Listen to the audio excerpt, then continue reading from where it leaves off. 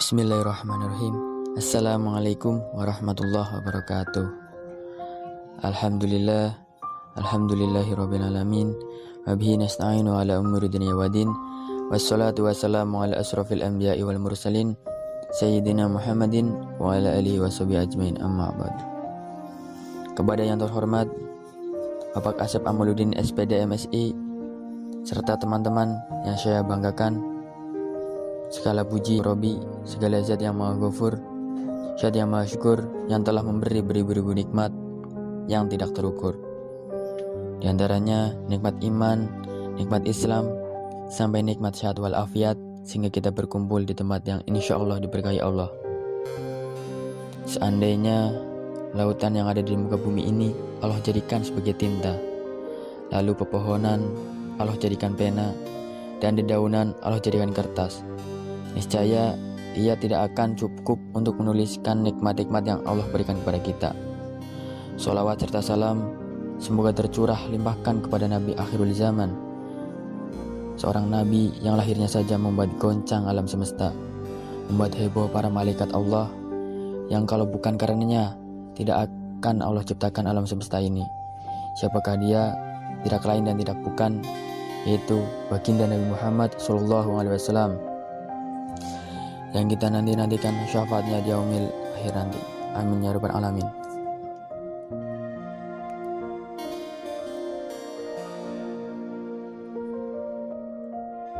Hadirin yang dimuliakan Allah, kemajuan zaman memang tidak bisa kita pungkiri.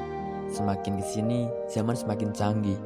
Orang yang berada di ujung barat bisa ngobrol dengan orang yang ada di ujung timur, meski mereka dipisahkan dengan jarak yang cukup jauh.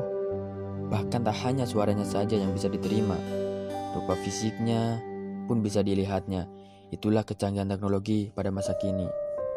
Berbicara tentang kecanggihan teknologi, saat ini hampir semua orang tidak bisa lepas dari yang namanya smartphone. Walau kenyataannya banyak pengguna smartphone yang tidak smart. Jadi hanya punya saja yang smart. Diakui atau tidak, gadget menempati posisi paling tinggi dalam kehidupan manusia abad ini. Misalnya saja, ketika pergi dari rumah, kemudian di tengah perjalanan ingat kalau gadget tertinggal di rumah, tentu kita akan rela kembali ke rumah untuk mengambilnya. Tapi coba kalau istri kita yang tertinggal, mungkin kita hanya meminta dia untuk menyusul dan kita menunggu di suatu tempat. Iya atau iya, kecanggihan teknologi berupa gadget dan sosmed ternyata bisa merubah drastis perilaku hidup kita. Memang sih adanya gadget dan sosmed bisa mendekatkan yang jauh, namun dalam perjalanannya ia justru menjauhkan yang dekat, dan hampir sebagian besar tidak menyadarinya. Seringkali kita melihat sebuah keluarga, ayah, ibu, dan anak berkumpul di ruangan yang sama, tetapi mereka asik dengan gadgetnya masing-masing. Pergi ke tempat yang sama, tujuan yang sama, serta bersama-sama juga, tetapi tidak pernah ada komunikasi. Diam saja, asik dengan gadgetnya masing-masing. Bahkan suatu hari, ketika sang ayah hendak berangkat ke kantor, ternyata ia kehilangan sebelah sepatunya. Setelah mencari kesana kesini, tidak ketemu juga. Akhirnya bertanyalah kepada sang istri, "Mama lihat sepatu papa?" Dengan cuek sang istri menjawab, "Enggak pak, tanya aja sama anak papa." Kemudian sang ayah langsung bertanya kepada si anak, "Nak, lihat sepatu papa?" Dengan langsung menjawab si anak, "Cari aja di internet." Waladalah, sepatu hilang kok disuruh nyari di internet. Subhanallah sekali jawaban si anak. Bahkan ada lagi yang lebih ironis, ketika ada seorang yang sering broadcast memberi nasihat-nasihat, tetapi belum tentu jiwanya sehat, sering menyuruh kita untuk melakukan ibadah ini, ibadah itu, padahal dia sendiri belum tentu melakukannya. Orang seperti ini tidak lebih baik dari seekor ayam jago yang selalu membangunkan kita di waktu subuh. Ketika kita melakukan ibadah sholat subuh, si ayam jago tersebut justru menyukuri nikmat Tuhan dengan caranya sendiri. Karena itu, ingat, kita harus menyikapi kecanggihan teknologi berupa sosmed dengan bijaksana. Jangan sampai kecanggihan teknologi tersebut justru membuat kita jauh dari Sang Maha Kuasa dan menghilangkan sisi kemanusiaan kita. Jangan sampai pula kecanggihan teknologi justru merusak silaturahmi. Sebab banyak pengguna sosmed yang malah memanfaatkan sosmed untuk menebar fitnah, memprovokasi, dan semacamnya.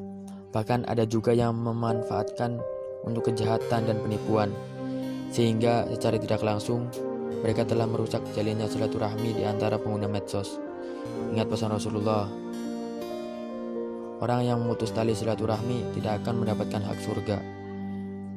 Seringkali kita menjalin silaturahmi dengan sanak famili, tetangga, teman, dan siapapun orangnya. Janganlah pernah untuk memutuskannya. Kecanggihan teknologi mestinya kita gunakan sebagai penunjang untuk menguatkan ikatan silaturahmi. Bukan sebaliknya. Adanya handphone atau smartphone dan sosmed mungkin bisa membantu kita untuk mencari dan menemukan atau bahkan menambah saudara, teman, rekan bisnis, dan semacamnya. Namun ingat, adanya kecanggihan teknologi ini jangan sampai membuat kita meremehkan silaturahmi ala tradisional. Sebab kadang ada orang yang mentang-mentang hidup di zaman sekarang, ia lantas gak mau pulang untuk berkumpul bersama keluarga, atau gak mau bersilaturahmi ke rumah teman atau saudaranya. Ia hanya mengandalkan komunikasi lewat HP canggihnya.